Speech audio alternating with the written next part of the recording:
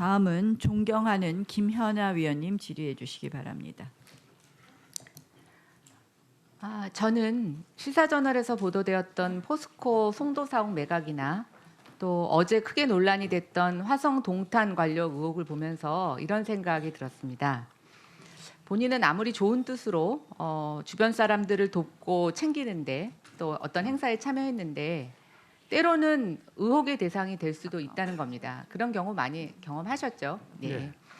후보자는 지금 여러 동료 국회의원들에게 매년 후원금을 주셨더라고요. 그래서 제가 이런 후배들 챙기시는 마음을 고맙게 여기면서도 또 이것도 보기에 따라서 의혹이나 또 다른 오해를 받을 수도 있다는 생각을 했습니다. 2014년부터 18년 동안 제가 보니까 연평균 40명이 넘는 동료 의원들에게 평균 50만 원씩 후원을 해오셨습니다. 저한테는 안 해주셨더라고요. 예. 같은 의원으로서 참 고마운데 이게 보는 시각에 따라서는 의원들끼리 품앗이 후원을 해서 결국은 연말에 소득공제라는 세금 혜택을 받는 절세 후원이다라는 이런 비판적 시각도 있습니다. 근데 한번 돌이켜봤습니다. 국민들 입장에서 보면 국회의원의 급여는 국민 세금으로 받습니다. 그리고 적지 않은 월급을 받죠. 그런데 그 월급에 내는 세금도 좀 아끼겠다고 일종의 편법, 꼼수를 쓰면서 세금 절세하는 모습을 보면 국민들이 그 모습을 아무리 법을 어긴 건 아니지만 저는 곱게 보지 않을 거라는 거 저는 충분히 후보자도 이해하실 거라고 생각이 됩니다. 제가 그걸 굳이 말씀드리려고 하는 게 아니고요. 그런 것처럼 국회의원 신분으로 우리가 어떤 모임을 갖고 행사에 참여해도 의혹의 눈길로 비춰질 수가 있습니다. 하물며 저는 총리는 일정 하나하나에 대해서 더 큰 의혹, 더 큰 오해가 제기될 수 있는 그런 자리라고 생각합니다. 그래서 더욱 행동에 조심해야 된다고 저는 생각하는데 동의하시죠, 후보자님? 예, 동의합니다. 저는 대통령은 말할 것도 없고 국무총리 역시 특정 정당의 당리 당략이 아니라 오직 국민과 국가를 위해서 국정에 전념해야 된다고 생각합니다. 정세균 후보자가 총리가 된다면 민주당을 위해서 일하는 총리가 아니라 국민 전체를 위해서 일하시는 총리가 되셔야 할 거라고 생각이 됩니다. 그런데 일각에서 후보자에 대해서 우려의 목소리가 나오고 있어서 제가 좀 전달해 드리겠습니다. 후보자는 친문 세력의 오랜 동맹군으로서 친문 세력의 총선 승리를 위해서 총선을 지원하는 활동을 할 것이라는 우려의 목소리가 바로 그것입니다. 총리가 되시면 민생 현장을 살피고 또 국민과 소통하는 현장 중심의 행정을 하신다는 명분을 내세워서 전국을 다니시면서 사실상 동료나 친한 지인들의 선거운동을 할 것이다. 선거용 선심 행정을 남발할 것이다. 이러한 우려의 목소리가 있습니다. 그런데 그런 걱정을 하시는 국민들도 총리가 마땅히 섬겨야 하는 국민입니다. 총리 후보자로서 해명하고 약속할 의무가 있는 국민입니다. 이 자리에서 안심하시라. 저 정세균은 그런 사람 아니다. 총리가 되더라도 관건 선거 절대로 하지 않겠다. 약속하실 수 있습니까? 그건 기본입니다. 만약에 총리가 선거에 관여하면 불법입니다. 저는 불법 같은 거 하고 싶지 않습니다. 그런데 아까 제가 말씀드렸습니다. 의도가 아니고 법을 어기지는 않지만 오해를 사고 그런 불필요한 논쟁으로 갈 수 있는 파급 효과를 가져오는 경우도 있습니다. 그래서 제가 불상을 제가 그래서 다시 여쭙겠습니다. 아주 너무 확실하게 답변을 하셔서 저도 너무 감사하고 그래서 제가 좀 더 추가 말씀을 드리겠습니다. 그러면 총선 전까지 불필요한 지방 나들이 자제하고 전국을 방문하는 초도순시, 초도순방 자제하고 총선 이후로 연기하실 의향이 있으십니까? 제가 총리가 아직 된 것도 아니고. 그러니까 제가 가정을 해서 말씀드리는 거지 근데 않습니까? 그 일정에 대해서 이렇게 저렇게 얘기하는 것은 적절치 않고요. 저는 결코 불법을 할 생각도 없고. 근데 후보자님 제가 아까도 말씀드렸지만요. 관여할 생각이 없습니다. 우리가 정치인들은요. 국민들이 왜 화내시는 줄 아십니까? 법을 어기지 않는데 정말 이상한 행동을 하고 그것을 법을 어기지 않았기 때문에 괜찮다고 하는 것에 국민들이 분노하고 계십니다. 그러니까 지금 자꾸만 답변을 법을 어기는 거라고만 얘기하시면 안 되고요. 예, 정치 도의를 잘 지키겠습니다. 네, 저는 법뿐만 아니라 예. 도덕적으로도 비난의 대상이 되지 않도록 네. 최선을 다할 겁니다. 감사합니다. 저는 오늘 그거에 대해서 답변을 안 하시거나 회피하셨다라고 하면 총리 인준의 가장 반대해야 되는 명분이라고 저는 생각하고 있었습니다. 한 가지 더 추가로 여쭙겠습니다. 그러면 이제 어떤 분들은 총리뿐만이 아니라 장차관까지 동원해서 출장을 핑계로 전국 선거운동에 나설 것이라고 의심도 합니다. 근데 한번 왜 이런가 생각을 해보십시오. 지금 연초에요. 이미 정부가 공공연하게 예산 설명회라는 형태를 갖고 또는 당정협의라는 명목하에서 너무나 의심받을 수 있는 행동을 하고 있기 때문입니다. 또 지금 장관이 정치인 출신들이 가 있고 의장님 지금 후보자님도 국회의장 출신으로 국무총리가 된다고 하니까 저는 이런 의심을 갖는 것이 너무나 국민들에게 당연한 생각이라고 생각합니다. 아까도 말씀드렸지만 이런 당연한 생각, 그러나 좀 다소 불편하신 생각을 하고 계시는 국민도 총리가 섬겨야 되는 국민이라는 거 명심해 주시기 바랍니다. 그다음에 이제 그런 의미에서 저는 어제 이제 삼권 분립 저해한다는 여러 가지 주변의 우려 불식시키기 위해서라도 총리가 되시려면 저는 의원직을 사퇴하시는 것이 맞다고 어제 제안을 드렸는데 어제 생각해 보지 않으셨다고 답변하셨습니다. 혹시 밤새 생각해 보셨습니까? 네, 아직 생각 못했습니다. 이제 점심시간 임기가 불과 몇 달 남지 않았을 뿐만 아니라 제가 대표하는 종로구가 대표자가 없는 것이 더 나은지 그렇지 않은지는 잘 판단해봐야 될 문제이기 때문에 그 문제는 이제 지역구에 책임 있는 분들하고도 의논을 하고 해야 될 문제지 제가 그냥 청문회장에서 만약에 의논을 해서 그렇게 결정을 하실 수도 있는 겁니까? 다 열려 있는 것이죠. 그건 그렇지만은 청문회장에서 불쑥 이렇게 하겠습니다. 이렇게 제가 그러면 제가 한 가지 더 여쭙겠습니다. 그러나 어쨌든 정치적인 중립성 또 행정부와 국회의 삼권 분립을 지키시겠다는 의지가 있으시지 않습니까? 그렇죠. 예. 그러면 탈당을 하시는 것은 어떻게 생각하십니까? 그것이야말로 중립성을 보여주는 정말 정치적인 행위 아닙니까? 그것도 저는 탈당하고 싶지 않은데요. 네, 이상입니다. 제가 한마디만 하겠는데요. 이제 후원을 제가 우리 이제 초선들 이렇게 조금씩 후원을 한 건 사실이에요. 그것은 다 정치자금법이 허용하는 한도 내에서 한 거예요. 그런데 품앗이 후원을 한 거 아니냐.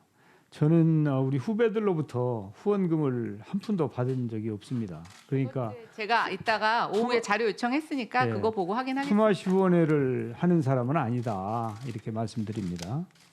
네, 수고하셨습니다. 다음은 존경하는 원혜영 의원님 질의해 주시기 바랍니다.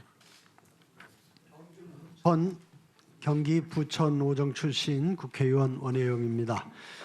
정책 관련 질의를 드리기 전에 아까 궁금한 것이 있어서 좀 후보께 좀 여쭤보겠습니다.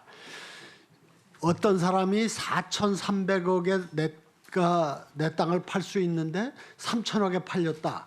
억울하다. 그래서 그거를 지금 좀 잘 따져봐라고 얘기를 해줬는데 그게 이제 청탁이다. 저는 제 경우에 그런 얘기를 들었을 때 어떡할까 한번 생각을 해봤습니다. 저 같은 경우에 그래 그거 참 뭐 이상하고 잘못된 것 같다 따져봐 달라 얘기하는 게 그게 저는 그 정치인 또 공직자 역할이 아닌가 생각을 합니다. 만일 후보자께서 어떤 사람이 저 땅을 4,000억에 팔겠다고 내놨고 또 딴 사람이 4,000억에 살려고 그러는데 나는 그걸 3,000억에 사게 해달라고 청탁을 했다면 그러면 후보자께서는 그것도 전달을 했겠습니까? 전달 안 했죠, 당연히. 그렇죠. 예, 예. 그래서 제가 억울하다는 겁니다. 예, 글쎄 뭐 별로 억울할 일도 없고 당연한 것 같은데 네. 그게 문제를 삼을까 제가 잘 제 상식으로 이해가 안 돼서 한번 확인하는 그걸 문제 삼을 겁니다. 뿐만 아니라 명예를 심대하게 훼손하는 출판물이 나왔기 때문에 그것의 명예를 제가 회복하고 싶은 거예요. 네. 이 지방자치 확대에 대해서 좀 말씀을 드리고 싶습니다. 수도권 인구가 사상 처음으로 수도권을 뺀 전국의 인구를 초과했습니다. 정말 큰일입니다. 국가 균형 발전의 과제 그리고 그것의 핵심적인 장치로서 자치를 어떻게 확대할 거냐 실질화할 거냐 하는 것이 국정의 중요한 과제가 될 수밖에 없다고 생각합니다. 전 그런 점에서 아주 어떻게 보면 단순하고 기본적인 문제 제기를 좀 하고 싶습니다.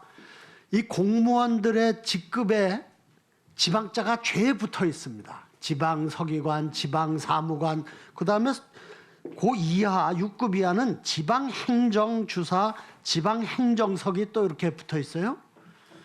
그리고 또 기관의 명칭에 지방자가 다 붙어 있습니다. 서울중앙지방검찰청, 부산지방경찰청, 광주지방국세청, 이렇게 전국의 155개 특별지방행정기관의 명칭에 지방이란 자가 꼭 붙어 있습니다.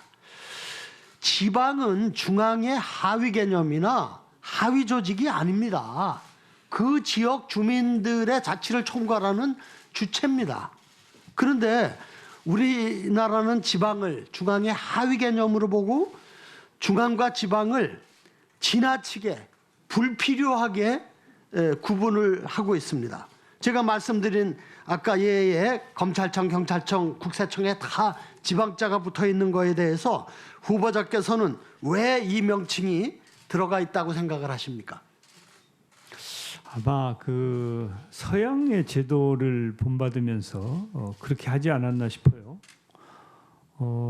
이제 그 과거에 지방자치를 서양에서 실시하지 않습니까?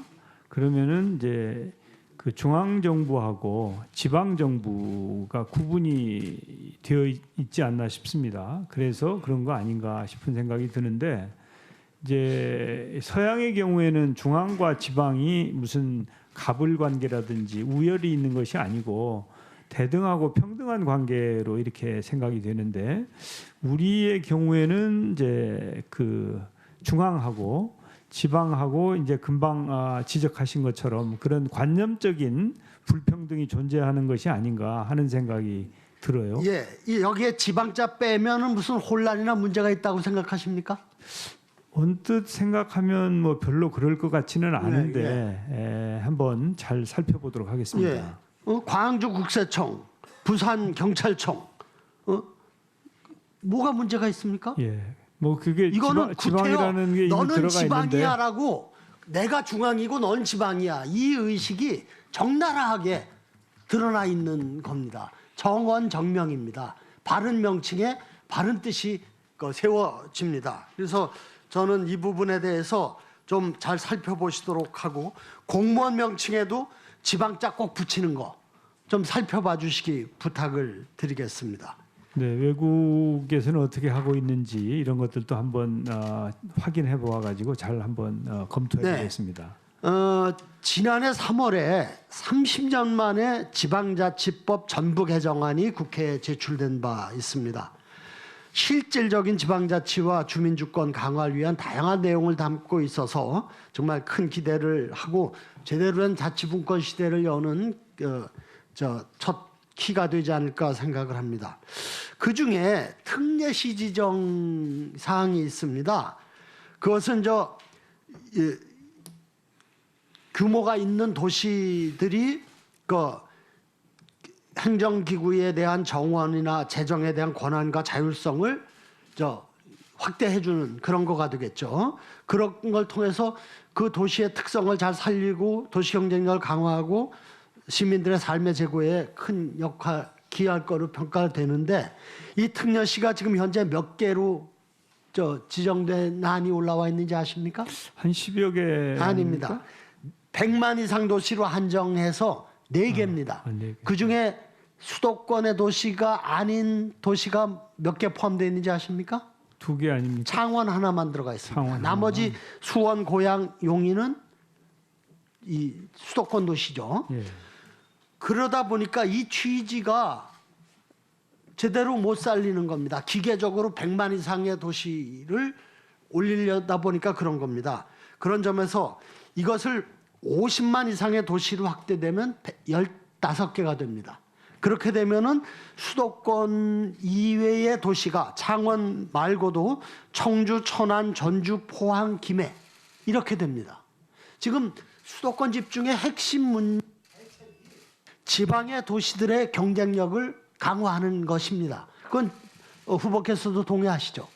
예, 그렇습니다. 그런 점에서 이런 그 특례를 50만의 도시면 사실 세계적으로 보면 아주 큰 도시입니다. 충분한 수요와 행정 서비스 역량을 갖추고 있습니다. 여기에 자율권을 확대해 주는 건 정말 중요하고요. 그리고 지방자치의 기본 원리는 보충성의 원칙에 기반하는 거 아니겠습니까? 예. 할 수 있는 거는 과감하게 권한과 책임을 이양해야 되는 겁니다. 네. 그런 점에서 여기에 대한 후보의 견해를 좀 말씀해 주시죠. 두 가지 고려 사항이 있을 것 같습니다. 우선 이 특례시를 지정받는 것이 그 시민들의 권익에 도움이 되는가 하는 점 하나 하고, 또 하나는 지금 우리는 광역자치단체, 기초자치단체, 읍면동의 3층 구조 아닙니까? 예를 들어서 경기도에 특례시로 여러 도시가 빠져나가면 광역자치단체가 혹시 이게 좀 존립에 문제가 있을 수도 있는 거 아닌가. 그래서 이런 점을 면밀하게 검토할 필요가 있겠다는 생각이 들어요. 그래서 우선 이렇게 이 지금 추진하고 있는 특례시를 하고 그걸 잘 운영해 보아서 장점이 많이 있다. 그러면은 또 좀 이렇게 70만으로 뭐 확대한다든지 그러다가 더 확대한다든지 그렇게 좀 점진적으로 해보면 어떨까 하는 생각도 듭니다만은 우리 의원님께서 지적하신 말씀도 상당히 중요한 요인을 많이 가지고 있기 때문에 잘 검토해 보도록 하겠습니다. 네, 수고하셨습니다. 다음은 박경미 위원님 질의해 주시기 바랍니다. 네, 포스코건설 송도 사옥 매각 관련해서 어제 다 소명됐다고 생각했는데 오늘 또 거론을 하시니까 저도 말씀드립니다. 시사저널 기사 어제 박병석 의원님 또 오늘 신동근 의원님이 내용을 소개하셨지만 화면으로 보여드리겠습니다. 네, 박 씨는 2014년 새누리당 대표 선거 당시 땡땡땡 의원 측에 억대의 불법 선거 자금을 전달했고 땡땡 의원 측에는 용인시장 공천원금 등으로 20억 원을 제공했다. 다만 정세균 국회의장이 개입한 이유는 현재로서는 알 수 없다. 그러니까 논란의 중심에 있는 박 씨의 진술에 따르면 자유한국당 소속의 의원 2명은 억대의 선거 자금이나 공천 자금을 제공했는데 후보자는 해당 사항이 없습니다. 네, 박 씨는 후보자에게 민원을 넣고는 그 통화 내용을 녹취했다가 언론에 건넨 상식적으로 이해가 되지 않는 인물인데요. 시사저널에서 이 단독 기사의 판을 키우고 싶었는지 구색 맞추기로 후보자를 끼워 넣은 것으로 보입니다. 그러니까 요지는 이거죠. 그러니까 지역구민인 박 씨, 헐값으로 매각되는 게 억울하다고 하소연해서 후보자가 어떻게 되고 있는지 알아본 정도고 어떠한 부정한 청탁도 없었던 거죠. 그렇죠, 후보자님? 그렇습니다. 네. 이것으로 포스코 박 씨 논란은 종지부를 찍었으면 합니다. 자, 1인 가구 관련해서 질의드리겠습니다. 후보자님 혹시 혼밥, 혼술 이런 거 아시죠? 예, 알죠. 네, 혼자 영화 보기 혼영, 또 혼자 여행하기 혼행 이런 용어들이 광범위하게 통용될 만큼 여가 활동은 물론 의식주까지 1인 영역은 빠르게 늘고 있습니다. 혹시 우리나라의 1인 가구 비중이 어느 정도 되는지 아세요? 20-30% 되는 네, 거 아닌가요? 30%에 육박합니다. 그러니까 네. 전체 16,000 가구 중에서 600만 가구. 통계청의 추계에 따르면 2047년에는 1인 가구 비율이 40%에 이른다고 합니다. 1인 가구를 소재로 한 예능 프로그램이 7년 전에 등장했을 때 참 신선했는데요. 그동안 보편적인 형태로 자리 잡았습니다. 이처럼 가구 형태가 변화하고 있음에도 불구하고 여전히 주거정책, 복지정책 등 대부분의 정책 기조는 4인 가구 중심으로 이루어져 있고 1인 가구는 정책 사각지대에 놓여 있다고 해도 과언이 아닌데요. 문재인 대통령 지난달 1인 가구를 위한 정책 종합 패키지를 만들라고 지시하셨고 또 신년 합동 인사회에서도 1인 가구를 세심히 살피겠다고 하신 바 있습니다. 현재 1인 가구 대책 마련은 기획재정부를 중심으로 진행될 계획입니다만 사실 1인 가구 정책은 국무총리를 중심으로 범부처 간 협력과 조정이 필요하다고 생각을 하는데요. 그 경제적 관점, 사회문화적 관점에서 정부가 세밀하고 종합적인 정책을 세워야 하는 부분이고 또 1인 가구 비중이 40%가 넘는 스웨덴, 덴마크, 핀란드, 독일 등 외국 사례도 참조할 필요가 있을 것 같습니다. 그래서 총리가 되신다면 이와 관련해서 어떤 계획을 갖고 계신지 말씀해 주시기 바랍니다. 네, 그 1인 가구 중에 2인 가구로 가면 더 좋을 분들은 빨리 그렇게 되도록 정책을 잘 만들겠고요. 그렇지 않고 1인 가구가 불가피한 1인 가구들은 이 1인 가구라고 해서 홀대를 받는 일이 없도록 좋은 정책을 많이 만들어 보겠습니다. 네. 자, 우리 청년들 역사상 가장 뛰어난 스펙을 가지고 있다는 평가와 역사상 가장 어려운 취약계층이라는 양극의 평가를 동시에 받고 있습니다. 이런 청년들의 어려움을 덜고자 국회가 청년기본법을 여야 합의로 만들었지만 안타깝게도 또 부끄럽게도 아직 본회의를 통과하지 못했습니다. 법 통과 전이라도 청년정책 추진이 늦어서는 안 되기에 작년 5월 당정청이 함께 청년정책 로드맵을 논의했고요. 그 결과 국무총리실을 청년정책의 컨트롤타워로 하고 국무조정실에 청년정책 추진단을 지난 7월 신설해서 운영을 하고 있습니다. 후보자님, 국무총리실이 청년정책의 컨트롤타워가 된 이유가 뭐라고 생각하십니까? 아무래도 청년 정책은 어느 한 부처가 전담할 수 있는 일이 아니고 여러 부처가 협력해서 가장 중요한 국정의 우선 과제로 감당해야 될 것이기 때문에 아마 총리실에 설치하게 된 거라고 봅니다. 네. 청년기본법에 따르면 국무총리는 5년마다 청년정책에 대한 기본계획을 수립하고 또 연도별로도 시행계획을 점검해야 합니다. 또 청년정책에 대한 사항을 심의 조정하기 위해서 국무총리를 위원장으로 하는 청년정책조정위원회를 구성하도록 되어 있습니다. 총리가 되시면 이처럼 청년정책을 총괄하면서 운영하시게 될 텐데 혹시 그와 관련해서도 부과하실 말씀이 있을까요? 예, 저는 이제 열정페이 방지법, 또 청년세법 등등 청년 관련 법안들을 많이 제출을 했습니다. 저 스스로. 그런데 뭐 통과는 못 시켰습니다만은 청년의 관심이 많고 청년이 우리 대한민국의 미래이기 때문에 다른 어떤 정책보다도 우선해서 이 문제에 대해서 집중하도록 노력하겠습니다. 네, 최근 통과된 공직선거법이요. 연동형 비례대표제 못지않게 중요한 변화가 만 18세 선거 연령 조정입니다. 전 세계 232개국 중에서 215국이 만 18세의 선거권을 주고 있고 잘 아시다시피 OECD 36개 회원국 중에서 대한민국을 제외한 모두가 18세 그리고 심지어 16세의 선거권을 부여하는 국가도 있어서 우리나라는 만 18세 선거권에 막차를 타게 된 셈인데요. 3.1운동의 주역이었던 유관순 열사 나이가 만 16세였고 올해 60주년을 맞는 4.19 혁명 또 40주년을 맞는 5.18 민주화운동의 중심 역시 학생들이었을 정도로 역사적으로 우리 청소년들의 잠재력과 역량은 대단합니다. 그러니까 올해 총선에서부터 이제 선거권을 갖는 고3 학생이 3월생부터 4월 15일생까지니까 아마도 대략 고3 학생의 8분의 1 정도에 해당하는데요. 고3 학 교실의 정치화라는 반발도 없지는 않습니다만 저는 평소 학생들을 교복 입은 시민이라고 생각해 왔기 때문에 살아있는 시민교육에 꽂힌 투표권을 가지게 된 거 축하할 일이라고 생각을 합니다. 그 청소년들이 우리 사회를 이끌 민주시민으로 성장할 수 있도록 하는 민주시민교육이요. 그 어떤 교육 못지않게 중요합니다. 민주시민교육에 대한 후보자의 견해도 밝혀주시기 바랍니다. 예, 민주시민교육이야말로 신뢰 사회를 만드는데 가장 중요한 기초가 되는 부분이라고 생각하고요. 이제 정치를 이제 우리가 어떻게 보느냐에 따라서 다른데 현실 정치가 너무 치열하게 싸움을 하는 정치이기 때문에 그런 측면도 있을 것입니다만은 사실은 서양에서는 18세보다 훨씬 어릴 때부터 정치에 참여하고 정치를 배우지 않습니까? 그런 점에 대해서 우리도 조금 더 개방적일 필요가 있다고 저는 생각을 합니다. 네, 보훈 정책 관련해서 말씀드리겠습니다. 문재인 정부는 보상 중심의 단편적인 보훈 정책에서 보상과 복지가 어우러지는 사람 중심의 보훈 정책을 추진하면서 큰 변화를 가져왔는데요. 그동안 유공자와 유가족 분들은 경제적인 어려움과 사회적 무관심 속에서 고통을 받아왔는데 그분들에게 합당한 보상을 드리고 또 국민들로부터 존경을 받으실 수 있는 환경이 점진적으로 조성되어 있는 것 같아서 다행스럽습니다. 네.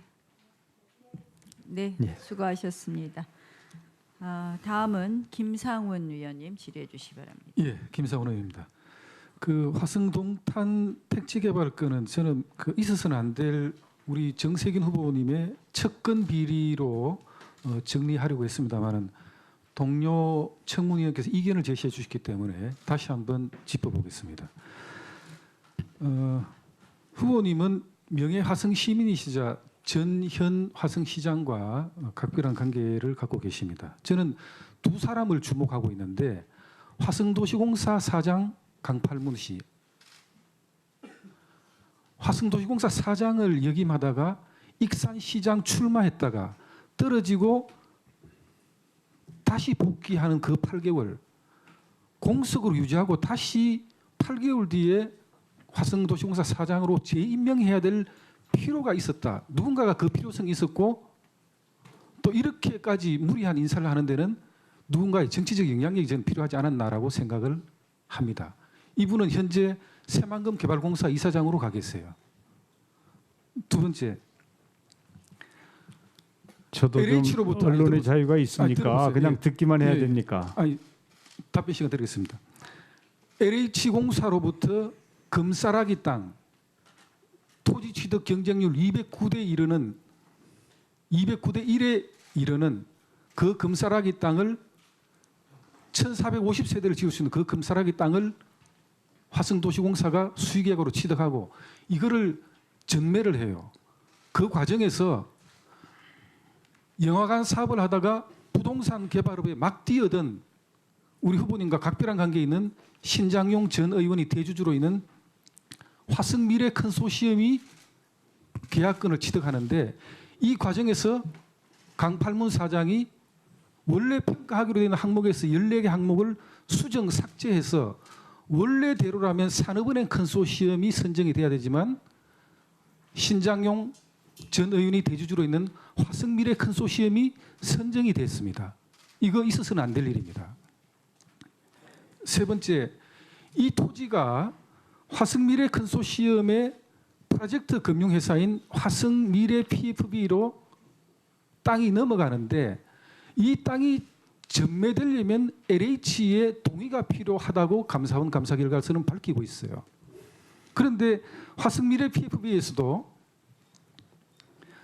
인근 상가 유치원 부지를 매각을 하는데 금일 오전 7시에 공고를 내고 내일 오전 11시까지 입찰 보증금 50억을 걸지 않으면 입찰에 응하지 못하도록 하는 철저히 차단한 입찰 방식을 선택합니다. 이건 상식적으로 있을 수 없는 입찰 방식이에요.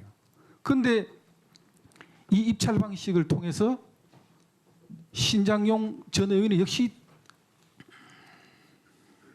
주주로 있는 신장용 전 의원의 형 신성 DNC가 52억의 차익을 남길 수 있는 헐값으로 취득을 하게 됩니다. 이 일단의 과정에서 저는 이런 일이 있어서는 안 된다고 보지만 저는 우리 후보님의 측근들이 후보님을 이용했을 수도 있다. 저는 이렇게 생각을 합니다. 민주당의 의원님들 중에 어떤 분께서 신장용 전 의원과 후보님의 각별한 관계를 이야기를 하셨어요. 19대 수원 권성구 출마에 공천도 실질적으로는 후보님이 배려해 주신 거랑 마찬가지다. 이렇게